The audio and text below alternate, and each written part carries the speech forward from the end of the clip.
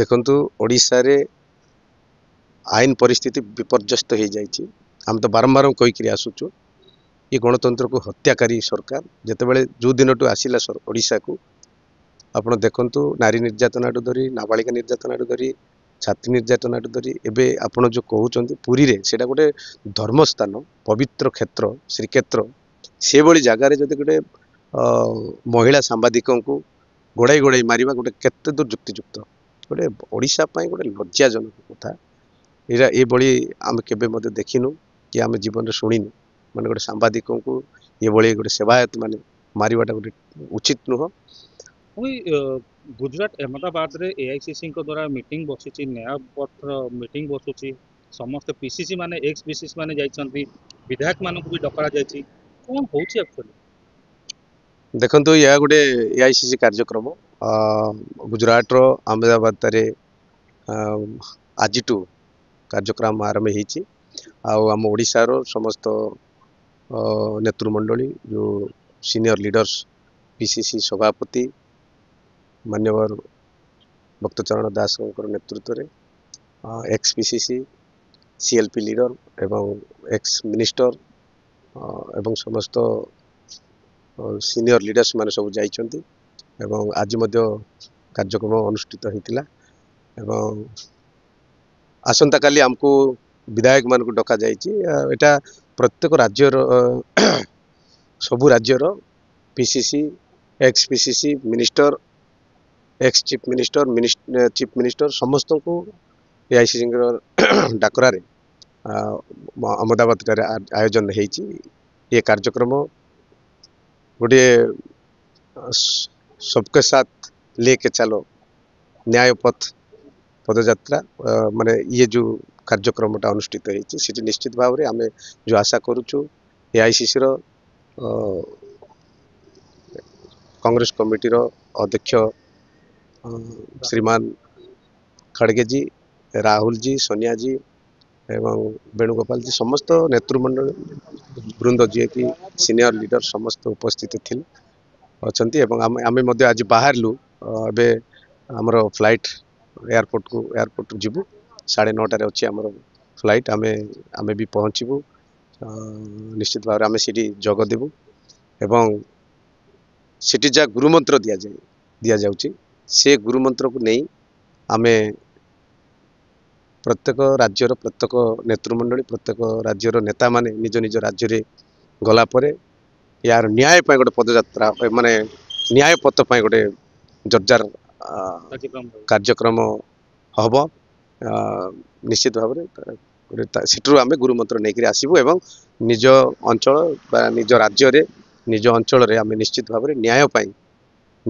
आम गोटे समस्त सबके साथ लेके चलो निश्चित भाव में विभिन्न प्रकार इश्यू अच्छी महिला निर्यातना आम ओडिशार कथा कहूँ महिला निर्यातना नाबालिका निर्यातना छात्री निर्यातना ये तो आम प्रसंग थिला विधान निश्चित भाव में आम या नहीं समस्त को सबके साथ लेके चलो जो न्याय पथ ये जो कार्यक्रम निश्चित भाव में आम ओडिशा रे पीसीसी सभापति नेतृत्व में ओडिशा रे मध्य जोरदार न्याय पाई गोटे लड़ाई हो महिला को न्याय मिलना दाबी नहीं कि विधानसभा रे लड़िले राजरास्ता रे लड़िले पुलिस टू माड़ खाइले जेल जीवा पर्यंत पड़ला वर्तमान सांबादिका को पूरी बड़दाण्ड रे पूरी सेवायत माने गोड़े गोड़े बाड़े 15 जन सेवायत बाहुबली सेवायत एबे से समस्त सांबादिक माने पूरी एसपी ऑफिस जगह धारणा देछंती एबे सांबादिका भी जो महिला सांबादिका भी वर्तमान सुरक्षित नाहंती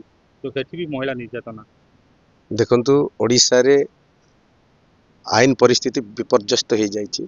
आम तो बारंबार कहीकि आसुचु ये गणतंत्र को हत्याकारी सरकार जितेबाला जो दिन टू आसला ओडिशा को आपण देखंतु नारी निर्यातना धरी नाबालिका निर्यातना धरी छात्री निर्यातना धरी एबे आपण जो कहउचंती पुरी रे सेटा गोटे धर्मस्थान पवित्र क्षेत्र श्रीक्षेत्र से भली जगार जदि गोटे महिला सांबादिकों को गोड़ाई गोड़ाई मारिबा गोटे केते दूर युक्तियुक्त गोटे ओडिशा पई गोटे लज्जाजनक कथा। एरा ए बड़ी आम केबे मते देखिनु कि आम जीवन रे शुणिनु माने गोटे सांबादिकों को ये बड़ी गोटे सेवायत माने मारिबाटा गोटे उचित नुह।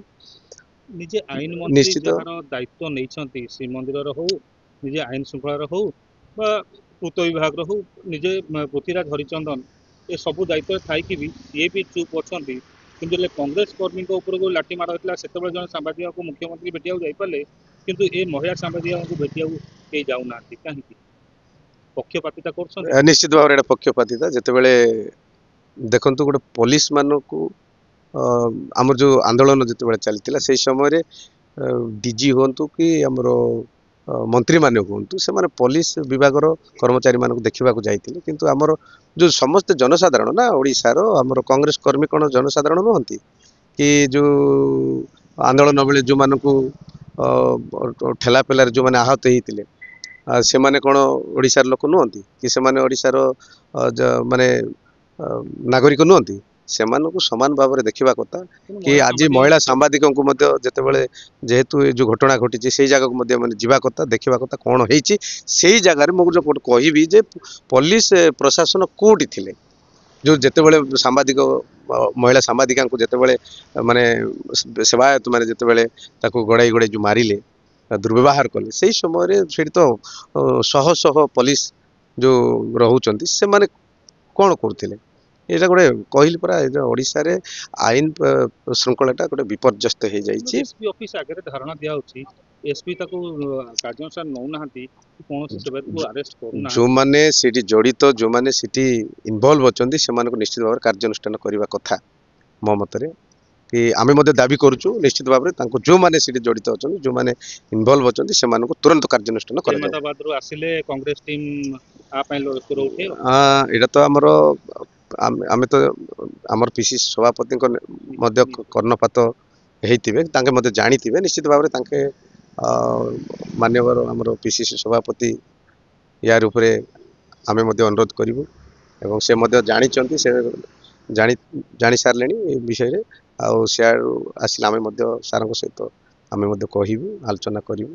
ଆଜି ଏଇଭଳି କଂଗ୍ରେସର ଜଣେ କର୍ମୀ, ଜଣେ ମୁଖପାତ୍ର ନେତ୍ରୀ ଜଣେ ଯାଇକି ବି ସେଠି ପହଞ୍ଚଛନ୍ତି, ଆଉ ସିଏ ବି ଧାରଣା ଦେଇଛନ୍ତି। ଦେଖନ୍ତୁ, କଂଗ୍ରେସ ଯୋଉଠି ଅନ୍ୟାୟ ହୁଏ, ନ୍ୟାୟ ପାଇଁ ଆଗେଇ ଆଗେଇ ଆସନ୍ତୁ। କଂଗ୍ରେସ ଦଳର କର୍ମୀ ହୁଅନ୍ତୁ ବା ନେତା ହୁଅନ୍ତୁ, ଯିଏ ବି ଯୋଉଠି ଅନ୍ୟାୟ ହୁଏ ସେଠି ନିଶ୍ଚିତ ଭାବରେ ଆମେ ସେଇ ଜାଗାରେ ନିଶ୍ଚିତ ଭାବରେ ଆଗେଇ ଆସନ୍ତି। ଆଜି ନିଶ୍ଚିତ ଭାବରେ ଆମର ମୁଖପାତ୍ର ଆଜି ମହିଳା ସାମ୍ବାଦିକାଙ୍କୁ ଗୋଟେ ନ୍ୟାୟ ଦେବା ପାଇଁ ସେ ମଧ୍ୟ ଧାରଣାରେ ସାମିଲ ହେଇଛନ୍ତି। ବହୁତ ବହୁତ ଧନ୍ୟବାଦ ସେମାନେ ତାଙ୍କୁ। ଏମିତି ଅନେକ ଆସନ୍ତା ଦିନରେ ଅନେକ ଆମର କଂଗ୍ରେସ କର୍ମୀ ସେଇ ଆନ୍ଦୋଳନରେ ମଧ୍ୟ ଯୋଗ ଦେବେ ବୋଲି ମୋର ଆଶା ଏବଂ ବିଶ୍ୱାସ।